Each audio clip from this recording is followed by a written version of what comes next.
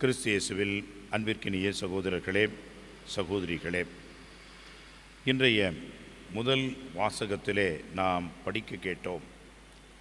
வாழ்வையும் நன்மையையும் சாவையும் தீமையையும் நான் உனக்கு முன்பாக வைத்துள்ளேன். எதை நீ விரும்புகிறாயோ அதை நீ தேர்ந்து கொள்.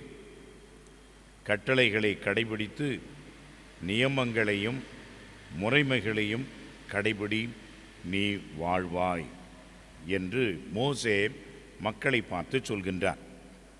ஆக வாழ்வையும் சாவையும் தேர்ந்து கொள்ளுங்கள். எதை நீங்கள் தேர்ந்து கொள்ளப் போகிறீர்கள்? சாவையா வாழ்வையா என்ற ஒரு கேள்வி. இன்றைக்கு நற்செய்தியிலே ஆண்டவர் வேறொரு சவாலை கேள்வியாக நமக்கு முன் வைக்கின்றார்.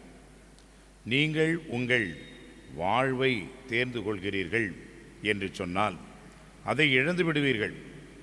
மாறாக உங்களுடைய உயிரை இழக்க நீங்கள் துணிவீர்கள் என்று சொன்னால் அதை மீண்டுமாக பெற்றுக்கொள்வீர்கள்.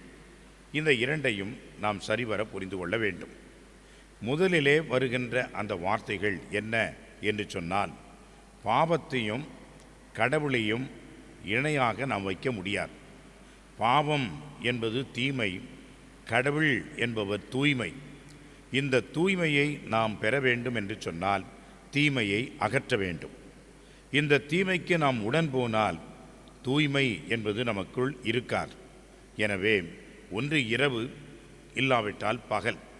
பகலும் இரவும் இரண்டும் இருக்கக்கூடிய மாலை மந்தாரம் என்பது ஆன்மீக வாழ்விலே இல்லை. இப்படிப்பட்ட ஒரு சவாலுக்குத்தான் ஆண்டவர் இந்த தவக்காலத்திலே நம்மை அழைக்கின்றார். அந்த சவால் ஆண்டவர் இயேசு இன்றைய நற்செய்தியிலே குறிப்பிடுகின்ற போது, என்னை பின்பற்ற விரும்புகின்றவன், என்னோடு இருக்க விரும்புகின்றவன், என்னுடைய சீடனாக இருக்கக்கூடியவன் யார் என்று சொன்னால், தன்னையே வெறுத்து சிலுவையை சுமந்து நாள்தோறும் என்னை பின்பற்ற வேண்டும்.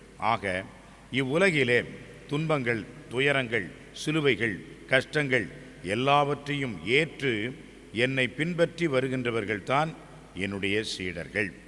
அப்பொழுது அவர்கள் மறு உலகிலே அவையெல்லாம் சேர்த்து பெற்றுக்கொள்வார்கள்.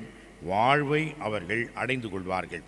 எனவே வாழ்வுக்கான வழி என்ன என்று சொன்னால், இயேசுவினுடைய சீடத்துவ வழி என்னவென்று சொன்னால் சிலுவையின் வழி. அந்த சிலுவை தான் இந்த தவக்காலத்தினுடைய மையமாக இருக்கிறது, முதன்மையாக இருக்கிறது. இந்த சிலுவையின் வழியிலே நாம் வாழவும், இந்த சிலுவையை ஏற்று இறைவன் பின் நடக்கவும் இறையருளை வேண்டுவோம். இந்த தவக்காலத்திலே நமக்கு வருகின்ற ஒரு சில இடர்களையும் கஷ்டங்களையும் தாண்டி இறைவனோடு இருக்கின்ற அருள் வேண்டி மன்றாடுவோம். ஆமென்.